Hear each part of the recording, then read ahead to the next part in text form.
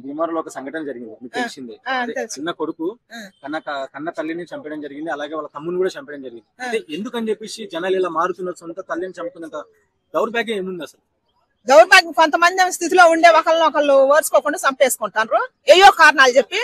మరి ఇప్పుడు ఈయన కూడా క్వాంటి పుట్టక పుట్టి మరి ఈయనంత శరీర పాల్మాలిండి అంటే ఈయన మానసిక పరిస్థితి బాగలేదు అంటారు. కానీ గవర్నమెంట్ దృష్టికి పోయినాక ఆయన మానసిక పరిస్థితి బాగుందా బాగలేదా, ఆయన కావాలని చంపిండా, ఆస్తి కోసం చంపిండా, దేనికోసం చంపిందో తెలుస్తుంది అనమాట. ఉంటుంటే తెలుస్తుంది దాని గురించి. తల్లిని తమ్ముడిని అంత దారుణంగా చంపేసి వచ్చి మళ్ళీ వాళ్ళు దయ్యాలు, వాళ్ళు మంచోళ్ళు కాదు, వాళ్ళు దొంగ నోట్లు మారుతుంటే నేను చూసినా. నేను చెబుతున్నాన్ని నా మీద కసి పెంచుకున్నారు, నన్ను పిచ్చోడని ముద్ర వేసినారు. నేను వాళ్ళని చంపుతుంటే వాళ్ళ కడుపులో స్ట్రాంగ్ ఉందని చెప్తాడు. ఆ దయ్యాలు వాళ్ళు పిశాసులు అని చెప్తాడు.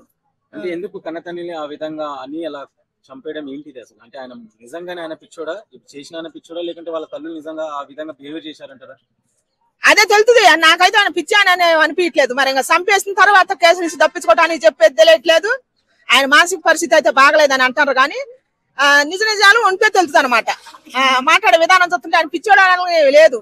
ఆస్తి కోసం ఏమన్నా చేసిందా అనుకుంటాను నేనైతే. నా అనుమానం నిజమైతే ఆస్తి కోసం సొంత తమ్ముడిని అమ్మని చంపుకునేంత దాకా కూడా ఉండొచ్చు అంటారా? జరుగుతున్నాయి కదా ఇప్పుడు. చాలా కారణాలు వేరైనా కూడా చంపేయటం ఈజీగా జరిగిపోతుందా? కన్నా తల్లిని బిడ్డ చంపటం ప్రేమించినోడు కోసం.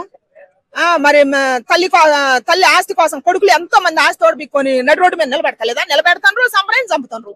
నిన్న అర్థం చంపింది ఒక ఆమె దొంగ పోలీసు ఆట ఆడి. ఇట్లాంటివి ఎన్నో జరుగుతున్నాయి మన దేశం మీద. నమ్మటానికి ఇల్లేదు ఇది. కాకపోతే ఇప్పుడు ఆయన మానసిక పరిస్థితి బాగలేదని చెప్తారు అంతే. కానీ నేను నమ్మట్లే ఆయన ఆస్తి కోసం ఇంకా దేనికోసమో కానీ చేసిండని నాకు అనుమానం. వీరియల్స్ మన భారతీయ యాప్. ఇక్కడ మీ డాటా చాలా సిక్యూర్. AI నియంత్రణ లేదు. రీల్స్ అప్లోడ్ చేయండి, వెంటనే వీరియల్స్ డౌన్లోడ్ చేసుకోండి.